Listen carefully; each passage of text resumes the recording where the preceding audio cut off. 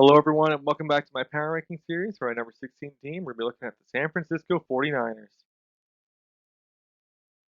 All right, so I know a couple of you might be surprised. They have made some strong playoff pushes recently, but I'm a little hesitant at this team. I think they've lost more than what people have given them credit for. Now, Trent Williams is still here, still one of the best tackles in the entire game. He plays with a mean streak, and I think they are extremely lucky to have him. They got him for very little. I think it's super exciting to still have him. But after that is where things get rough. McGlinchey at right tackle is pretty decent, good athlete, kind of a mean player in the run game, but in the pass game, it is super rough to watch. He, for what's supposed to be a premium tackle, gets beaten like a drum. You need him to clean up that technique in the pass game a lot for me to feel really comfortable with him being at right tackle all the time. Uh, Especially if I mean we'll get to that in a moment with that quarterback situation. But that quarterback situation could make his passing stuff worse. Now in the interior, I mean Alex Mack's retired, Tomlinson's on a new team. This is super rough. Spencer Burford's a notable rookie here, but not incredibly so. You have Jake Brendel, Daniel Brunskill, and Aaron Banks starting. This is a very poor group on the interior. I'm not going to sugarcoat it. It's poor. The Aaron Banks selection was an overdraft. I don't think anyone really debates that. I'd be surprised if they do. They took him in the second. I had like a fourth to fifth round grade on him, and he did not play overly well looking at the tape last year. The leaps and bounds he will have to take in ability for me to be okay with it. It's going to be quite large. At quarterback, I mean, Jimmy Garoppolo's still here. That is a $27 million cap hit. It'd be 25 if they cut him or trade him. I don't know. Like they're pretty open. They're like, yeah, we're trying to trade him, but they just haven't done so. I don't know who would trade for Jimmy at this point. Haven't heard anything about Jimmy being traded or anyone being super interested.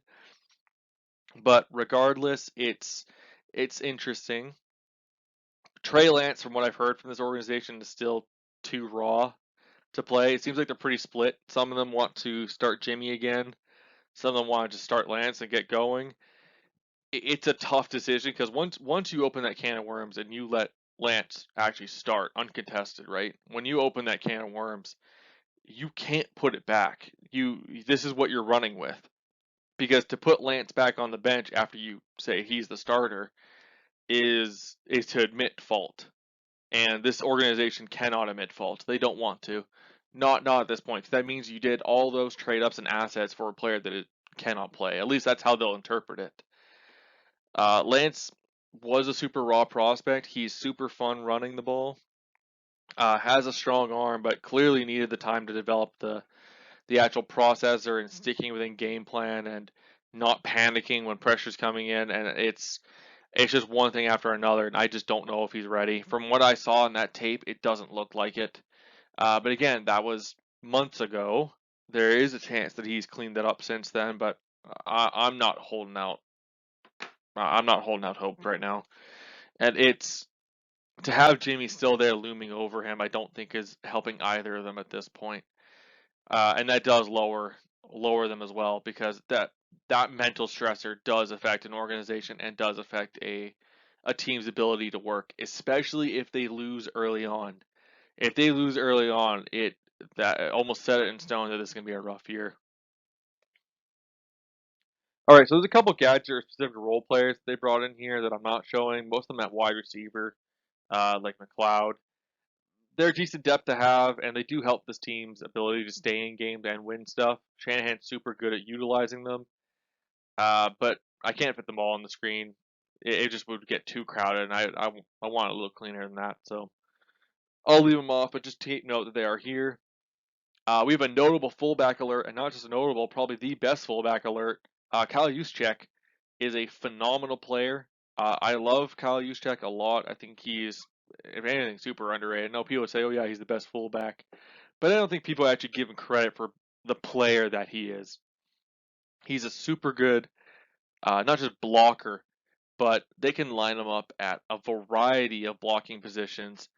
Uh, and not just that, they also line him up out wide. Like they're super fine with like lining him up as an actual receiver, and he's actually good at it.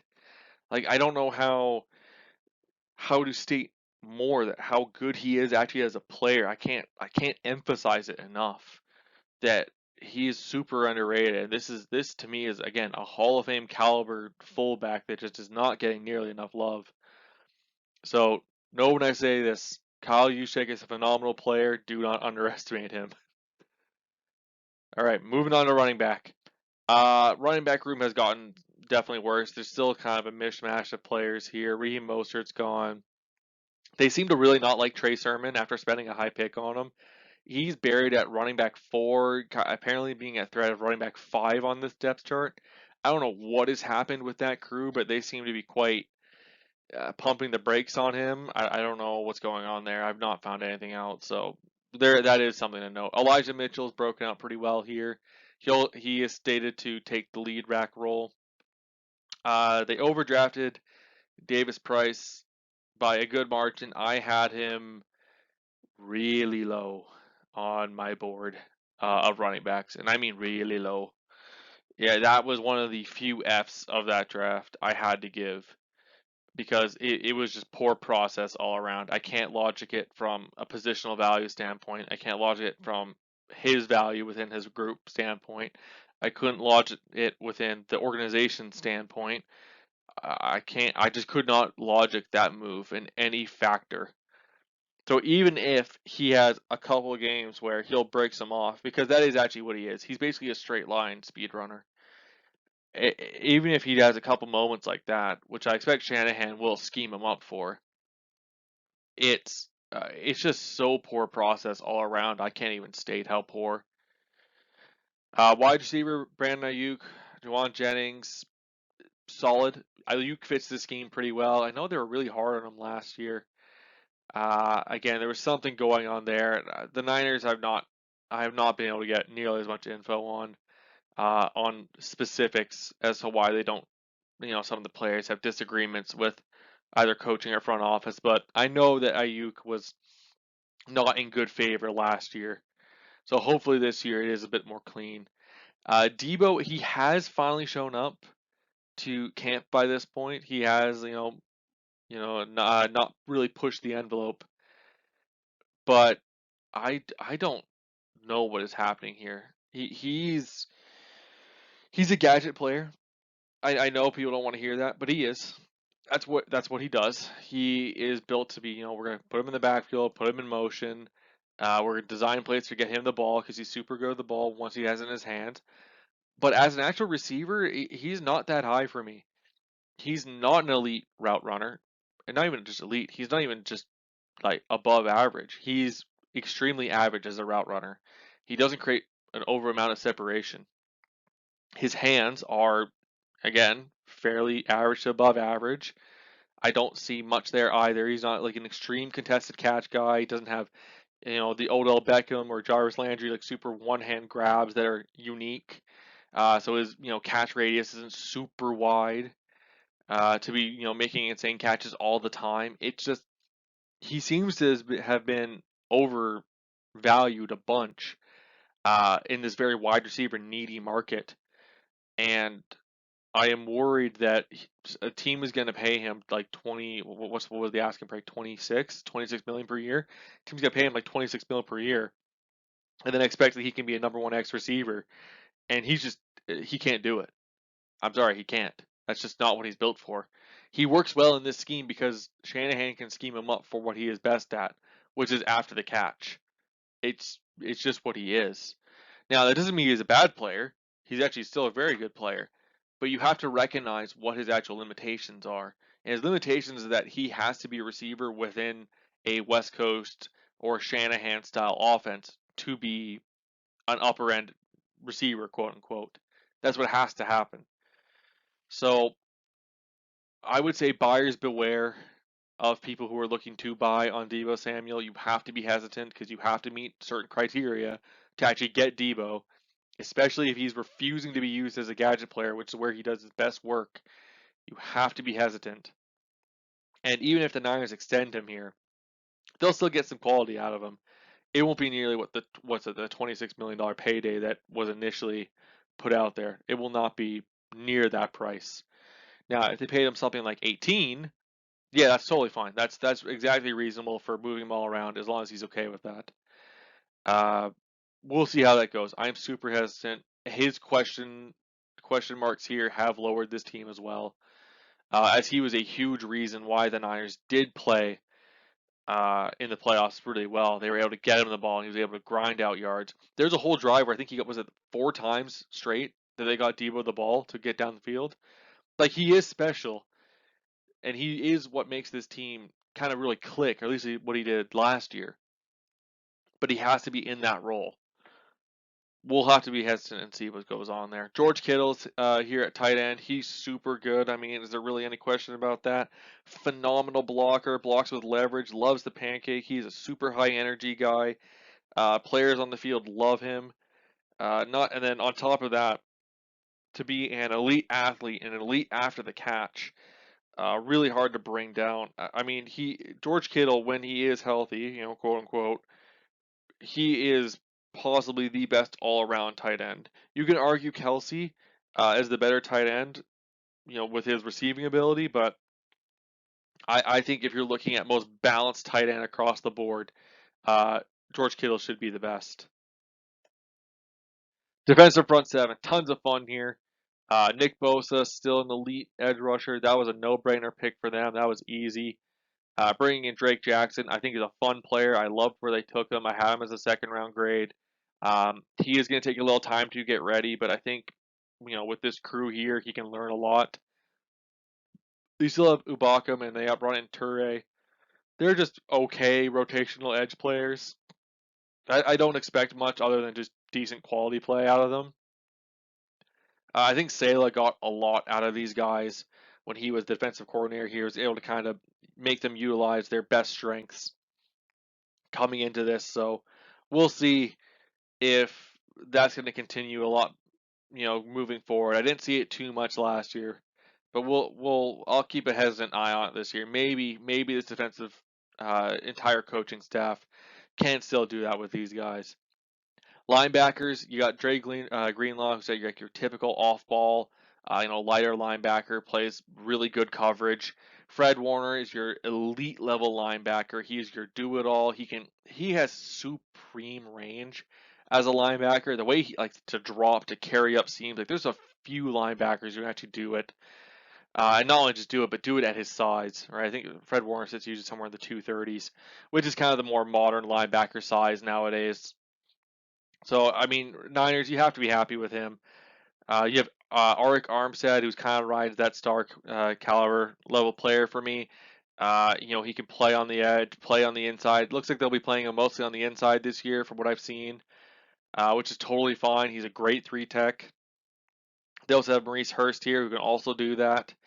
Javon Kinlaw is expected to be a pretty big step up now. He has to play really stout run defense, and they're really expecting a lot of him. They're expecting to get that first round caliber player that they did draft, with the replacement for DeForest Buckner. So it's a big year for Kinlaw. He has not shown it yet, but this is a huge year for him to show up and make plays. I'll be watching with bated breath on that. This defensive front seven is a clear reason as to why this Niners team can perform the way it performs on top of Shanahan's offensive scheming. Defensive backs, it's gotten interesting. Jimmy Ward, still a very good safety here. He fits this scheme well. They brought in George Odom to play strong safety here. He's had most of his success playing special teams, so I'll be a little hesitant watching him here, actually starting at this box safety role. However, Odom I think he's like 6'1" something. And he is extremely good, not just measurables, but also athletic testing.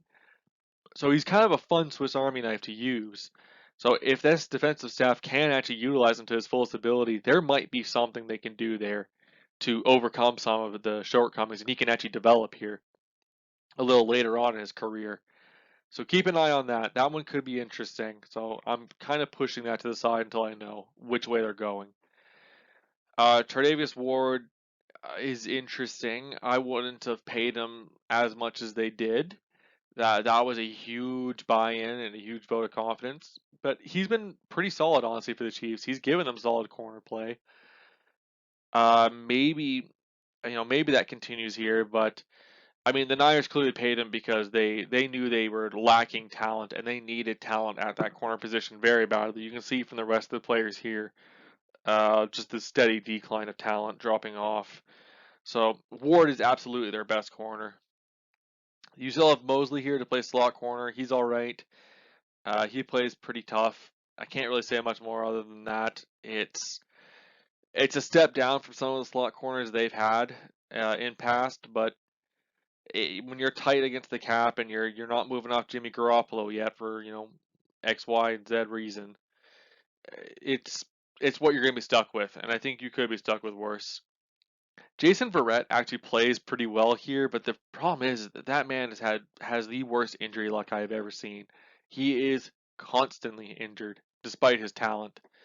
So for the 4 games you get him for, he's excellent. He's fun to have, but you get him for about 4 games.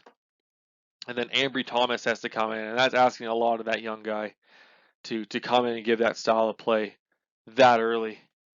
So we'll see what comes of that. I'm hesitant on the secondary. It is kind of patched together, especially with so many new faces coming in or faces coming off injury. We'll see how it goes. Jimmy Ward's really going to have to lead this team.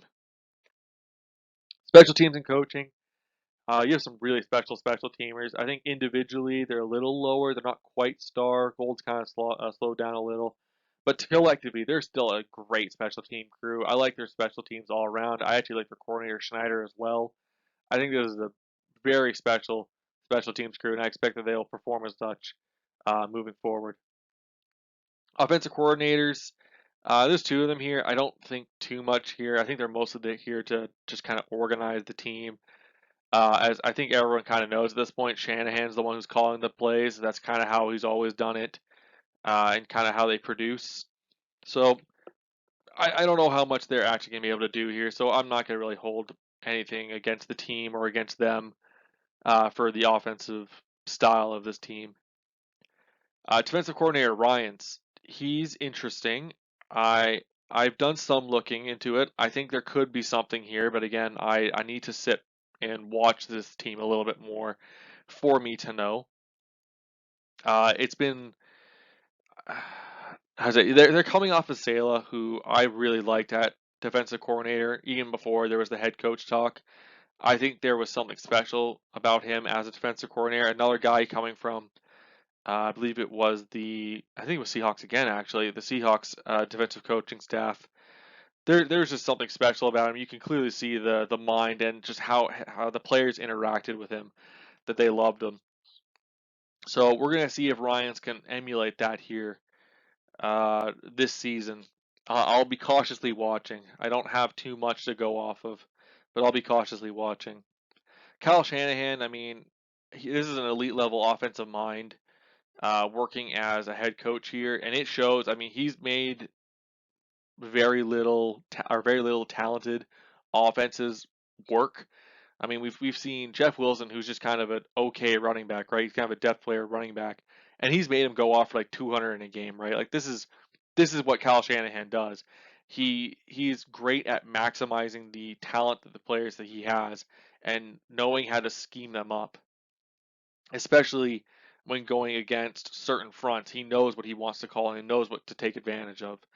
So there's super big credit to be given to Shanahan there, but we'll see if he can finally finish. He's gotten close so many times. We'll see if he can finally finish and get a Super Bowl. I don't know if this will be the year though.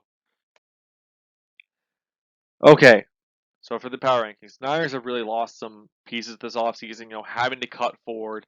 You lost Max to retirement. You've lost a couple other free agency. It hurts. It's going to hurt this team. The players they took in the draft also seem to be they're not really solutions to a lot of their issues. With maybe the exception being Jackson in the second, eventually down the line developing to take that other edge role. I think are talented enough in a what is going to now be a weaker conference, at least quarterback wise, to sneak into the playoffs. But it's going to have to be a lot of scraping by and winning these tough games tight if they want to really make a run. You got to hope that Trey Lance is ready for everything because they'll be watching him closely. I hope you enjoyed the video, and I'll see you all next time. Later.